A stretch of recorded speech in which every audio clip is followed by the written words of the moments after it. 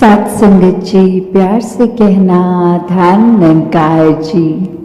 ये मन के भाव इस निराकार से ये गहरा नाता जो भी संदेश भी मिला वो रूहानियत से भरा जीवन में उतर जाए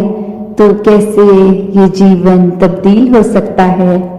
एक और भी अनुभव अभी सभी ने किया कि चाहे सत्संग के दौरान इधर से महात्मा कुछ कह रहे और पास ही कोई ग्राउंड में शायद क्रिकेट का मैच और कैसे वो आवाज उनके माइक की भी हम तक आ रही, तो इसमें एक भाव कि वो कान तक तो सत्संग के अलावा और भी आवाज पड़ रही थी, पर भक्तों ने ध्यान किस पे फोकस रखा, अपना एक मन को केंद्रित कहाँ किया कि जो कोई क्षण भंगुर कोई थोड़े समय में एक एंटरटेनमेंट की तरह की इंफॉर्मेशन या फिर सत्संग में दिया गया वो संदेश कि कैसे अपने जीवन को हम जीते जी भी और श्वास खत्म होने के बाद भी एक मुक्ति की जो बात होती है उस पे एक आधारित जीवन कि जब जब ये परमात्मा के दर्शन करके इसके एहसास में रहते हैं तो जीते जी भी जीवन सुहाना है और आगे भी एक परलोक की जो बात होती है कि उसके मोक्ष मुक्ति के भी हकदार बन जाते हैं। तो कैसे एक थोड़ी थोड़ी चीजों के पीछे जो आज है कल नहीं ये बदलने वाली और वहाँ परमात्मा जो हमेशा से एक जगह एक स्थिरता का प्रतीक, तो कैसे स्थिर जीवन को जहाँ जीना हर किसी के एक संभव है और कैसे छोटी छोटी चीजें अगर अभी आ भी रही हैं तो इस परमात्मा पे ही ध्यान केंद्रित रखेंगे तो कब आके चली गई वो एक मन को फिर तड़प नहीं देती, एक मन में उथल पुथल नहीं होती। और ऐसे ही उथल पुथल या जीवन में कुछ चीज कभी कैसी है कभी कैसी है उसका प्रभाव भक्त नहीं लेता। एक कहानी भी दासी के ध्यान में आ रही कि कैसे एक व्यक्ति के पास एक घोड़ा और वो रातों रात घोड़ा अपने आप को छुड़वा के स्टेबल से भाग गया और फिर आसपास के ये पड़ोसी भी व्यक्ति को कहने लगे कि तुम तो परमात्मा में इतना विश्वास रखते हो, तुम्हारे साथ ऐसा कैसे हो गया, इतना नुकसान हो गया, इतना महंगा घोड़ा था तुम्हारा, भाग गया। और वहीं कुछ समय बाद देखते हैं कि वो घोड़ा अपने साथ कुछ जंगली घोड़े और लेके एक झुंड में आ गया और वही जो अड़ोसी पड़ोसी पहले कह रहे थे कि ये परमात्मा से जुड़ के तुम्हारा नुकसान हुआ, वही अब ईश्वर का उस व्यक्ति के साथ भी बोलकर कि नहीं आपने ठीक किया। पर वो व्यक्ति जब घोड़ा था नहीं था या वो अपने साथ कुछ और घोड़े ले आया तो उसके मुंह से हर बार यही बात निकली कि जो भी हो रहा है इस परमात्मा की रजा से हो रहा है, ये एक जैसा है वैसा ही ये ठीक हो रहा है। और आगे चल के उसी में से एक जंगली घोड़े ने दो लत्ती मारकर उसके बेटे को जख्मी कर दिया और अब फिर वो पड़ोसी बोले कि ये सब होने से बेटे का नुकसान हो गया और फिर वह व्यक्ति बोलकर कि ठीक है इसको अस्पताल ले जाते हैं पर जो हुआ है ये परमात्मा की रजा से ही हुआ है। और आगे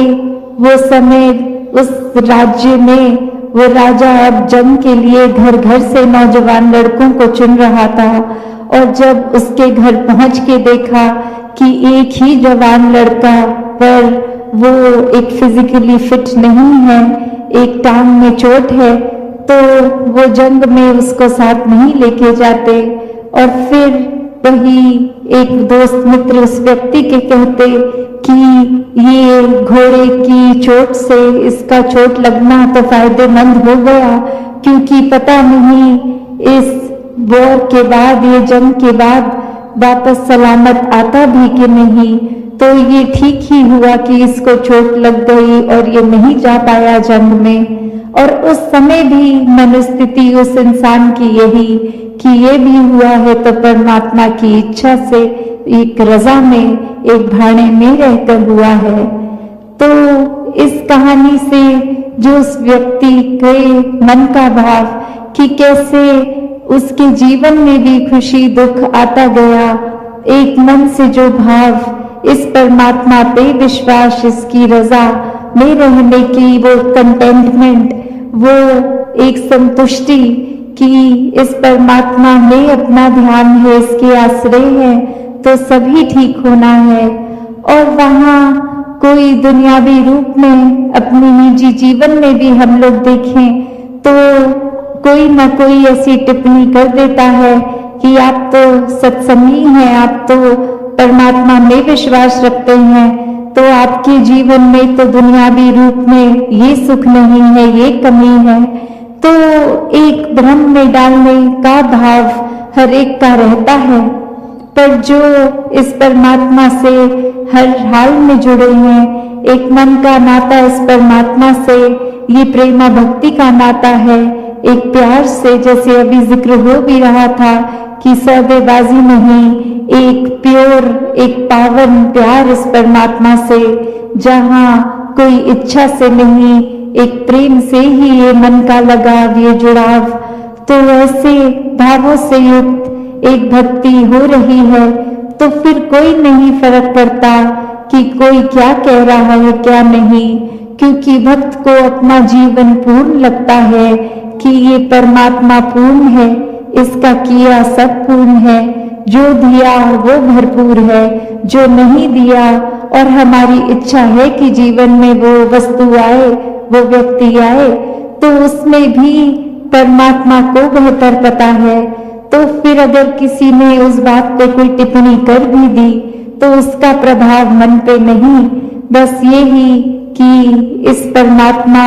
से जुड़े हैं तो सब कुछ मिल गया है, इस परमात्मा ने जो दिया है वो काफी है। तो कैसे ये संतुष्टि की बात मन में जब आती है, एक मन से इस परमात्मा का हर हाल में शुक्राना आता है, तो ही वाकई ही जीवन बहुत आसान हो जाता है। एक मन में बातों का बोझ नहीं रहता, एक मन में किसी के कहने से कुछ बात का इस तरह चोट नहीं पहुंचती, ठेस नहीं पहुंचती। और अगर किसी के शब्द कुछ सुन भी लेते हैं जो अच्छे नहीं, उसको मन से बाहर निकालना और उसी समय उस व्यक्ति के लिए भी मन में कोई नफरत का भाव या एक बुरा सोच उसके लिए नहीं बैठती, ना ही ये उम्मीद भी आती है कि अब इस इंसान ने बुरा भला बोल तो दिया है पर ये जब तक माफी नहीं मांगेगा, माफ नहीं करेंगे। तो वैसे भी भाव फिर मन में उपज नहीं लेते, क्योंकि जब वो भी पल में देख कर कि किसी ने कुछ कहा तो वो बात को अनसुना करना भी ये चेतनता है। इस बात को पकड़ के रखना नहीं हमेशा के लिए, कोई घटना घट गई सो घट गई, एक किसी ने कोई बात बोल दी तो बोल दी। अगर हम और गहराई में भी जाएं तो वो बात बोलने के समय भी कुछ शब्द ही तो मुंह से निकले थे, वो शब्द को दिमाग में घर ना करने दें तो मन को ठेस भी नहीं पहुंचती। तो ऐसी चेतनता को इस ब्रह्म ज्ञान के बाद हर किसी ने हर पल अपनाना है कि चाहे परिस्थिति, लोग, कुछ भी, कैसा भी समय, पर खुद को स्थिर रखना एक अपने ही मन की बात है। एक परमात्मा के एहसास को हर समय इसमें रहकर सिमरन रूप से एक ध्यान बनाकर निराकार पे पूरा विश्वास बनाना भी फिर एक हम पे ही निर्भर करता है कि हम डगमगा जाएं या पूर्ण रहे, पक्के रहें इस रास्ते पर जो सच्चाई का रास्ता ये ब्रह्म ज्ञान मिला है, इस पे विश्वास पूरा बना के रखें। तो कैसा जीवन जीना है ये चुनाव भी हमारा है। से कहना धन निरंकार जी।